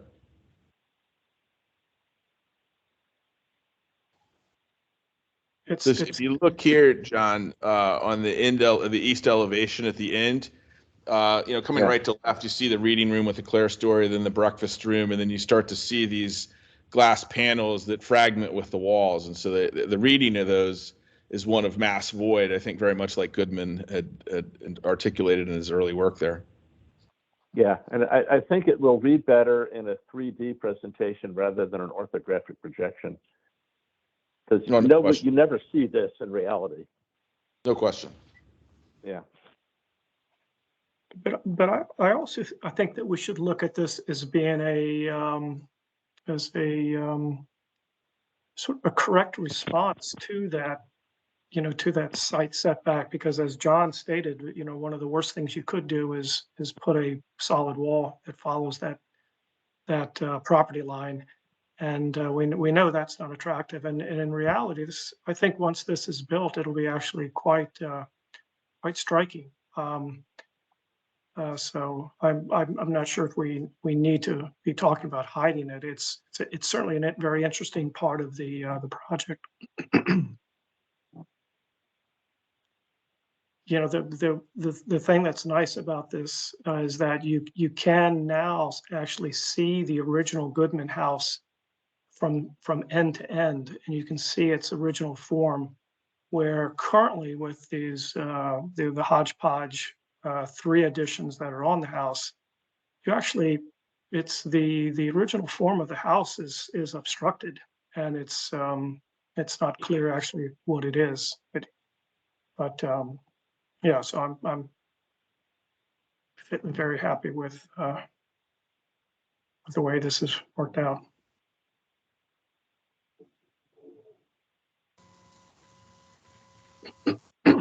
I think I agree that I definitely, a lot of the additions and modifications we've seen proposed in Holland Hills, at least some of them initially, have very much attempted to overwhelm the original Goodman house and maybe get to the state that this house is at currently, maybe so much of putting a giant tumor on the side of it. And instead, I think this is definitely a more sensitive approach, as well as a rehab of what is a cobbled together situation. So I think you've gotten a lot of input from all the members on this one, and this was the one I think that was the most dramatic of changes. So I'm not surprised you got the most feedback from us. And at that point, You hear my timer going off. We hit the 30-minute mark, and I was about to say, I think we've given you a lot of feedback to take back for whether or not you're going to come to another workshop session, or you think this will be for an application. I leave that to y'all's decision ultimately in the end. But just like all the other ones, all the perspective and information you can share for our next presentation is going to be helpful. So unless there's any members that have any final comments, I think we're good on this one. Thank you. All right. Thank you so much. All right.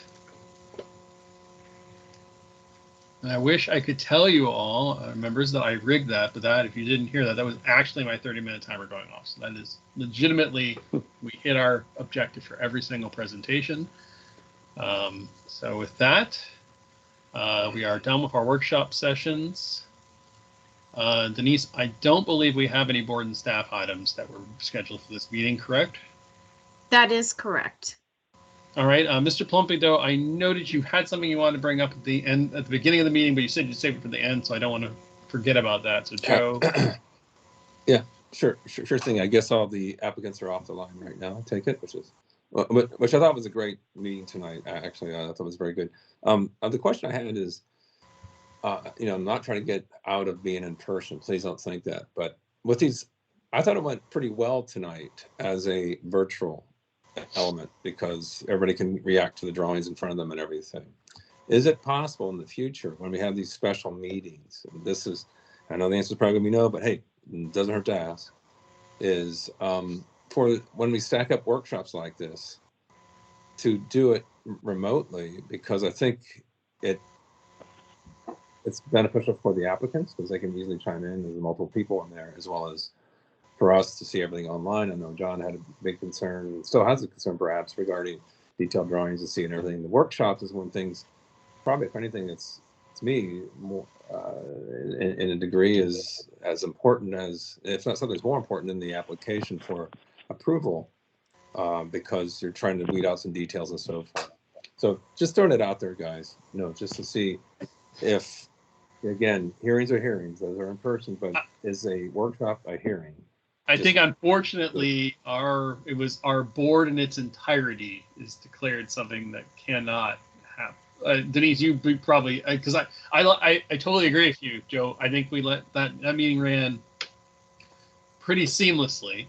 I will say I'm going to give a lot of credit to Miss Kelly, whether or not she's on the line anymore. Yeah, she's really good. I think she knew what she was doing, and none of her presentations were hitting the mark perfectly. But can't always guarantee that. But I think, Denise, that it was partially that our board and what we do was declared something that can't be done virtually. Because I agree, this would be a nice way to solve this problem. Right. I think it's worth asking the question. But I do understand that the Architectural Review Board, Board of Zoning Appeals, Planning Commission, and Board of Supervisors are singled out to be in person. But I hear what you're saying. It's about the public hearing aspect of it. And maybe if you're not making decisions and you're just hearing workshops, it's worth asking the question. Yeah, because like the planning commission doesn't have workshops; they have staff meetings outside the planning commission, right, during the week or something like that. They don't have in the planning commissions that I've been to, they don't have a workshop session. They just have what you're going to hear for approval that night. So I'm just I'm just trying to think of. They have had one or two now due to the resting comp plan, I will say. But yeah, they do have workshops. That are part of their public hearings. They meet in person for their workshops. But they're not part of the public hearing that evening, correct? They're just a separate workshop, right? I believe so. I think you're right. Okay. Yeah. All right. I already got it. I'm just saying this is one item versus 5. I think it's a question for asking, Joe. Elise, you got your hand up.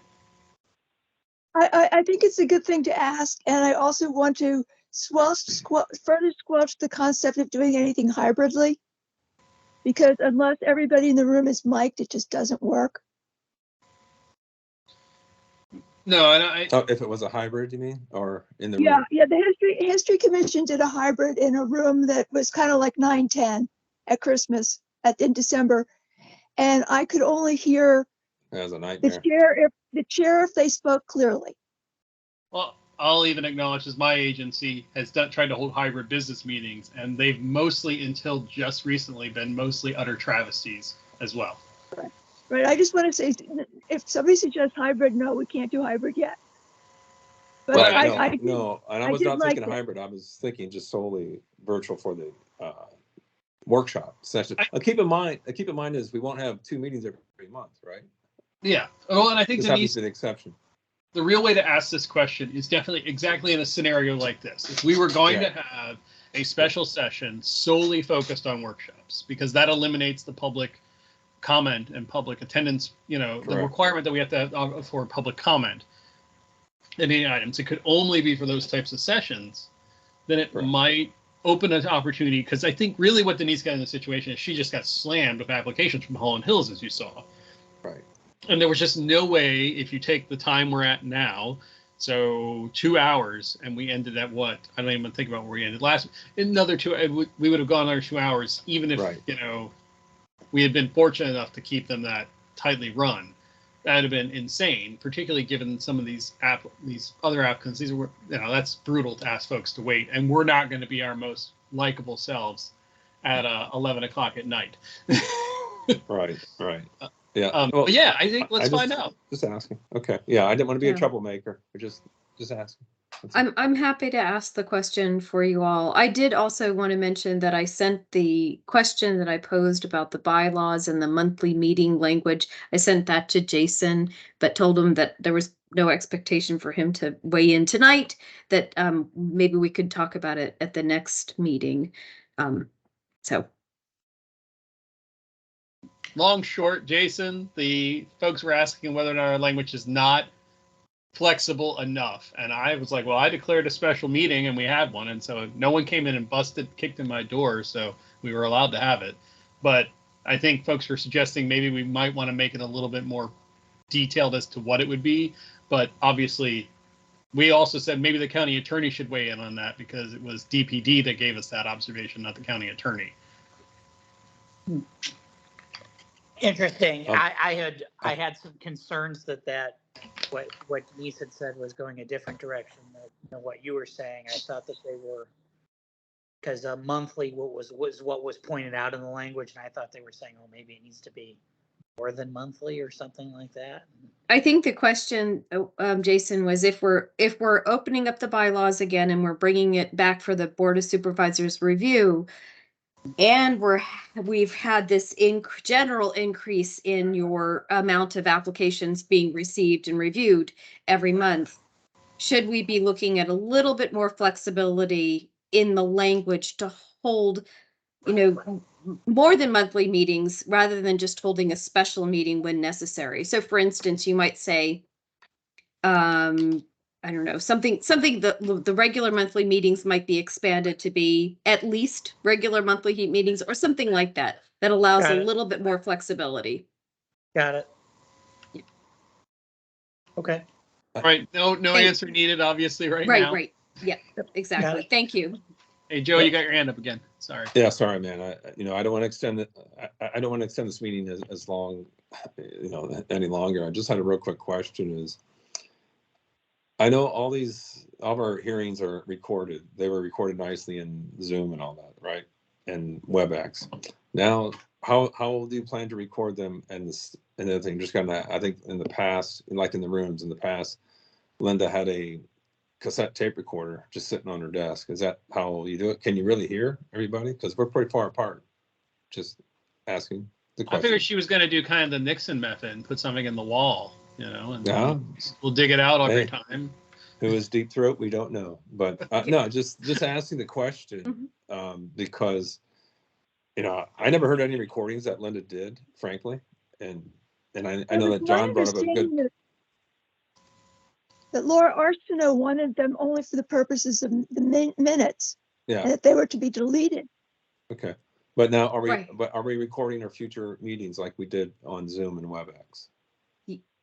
So we will, Ryan and I have already discussed it. There is a recorder that the ARB purchased for the purposes of supplementing the minutes. and those recordings will be deleted. They will not be saved and they will not be posted. Okay. They are simply for helping the record keeper. Got it. Okay. Which, I mean, Just- is a shame for the applicants, because I do think they could go back and watch this. So now we got to remind them, you better take good notes, because the minutes won't be approved till next time. So, I mean, obviously Denise can share whatever she's got, but I would, if I were an applicant that was in a session, I might be like, well, I could go pull up the video and go watch to see what John Byrne said, and take down note for note. But, it is what it is. We also agreed we didn't want these records maintained like that either. It would also be harder because you're going to be doing a recording, so you won't have the visual cue as to what's being talked about. Unless we were in the chambers of the Planning Commission, right, John Burns? And Denise and I saying. set up a meeting with Leanna, because I do think the 9 and 10 space need to be axed. That's not sufficient for what they're asking for us from now, particularly if they're going digital. I mean, every time I hear something wrong with plus, and and obviously someone politely pointing out to that gentleman that his screen might get kicked back. And you know what? I bet that would get kicked back, but I bet his application would get approved and they would go past us. Jason, as you missed during the last meeting, one of our packages came in with stamped drawings because burning permit people approved it already, even though they didn't yet have our approval. The guy was just as excited as we were, I'm sure. Anyway, so I just to let you know, I did elevate the room situation with Leanna, and we are looking at trying to get a different space. Thanks, Denise. I know you're Okay. doing everything you can without any staff support yet, or real full support yet. So just know that this is never you. It is always us trying to be the squeaky wheel so that they get you the oil you need. Understood. Understood. All right, and sorry to be a PETA tonight. Okay, sorry about that. All right. Well, unless there's any other observations to share for the good of the order, I would entertain a motion for us to adjourn. So moved. As always, in favor. Always in order. All those in favor. Yay! Aye. Thank you. Those Have a good opposed. Valentine's Day tomorrow. Abstentions. Bye-bye. All right. Carries. Yeah. Happy Valentine's Happy Day. Valentine's Day. Happy Valentine's Day. Peace.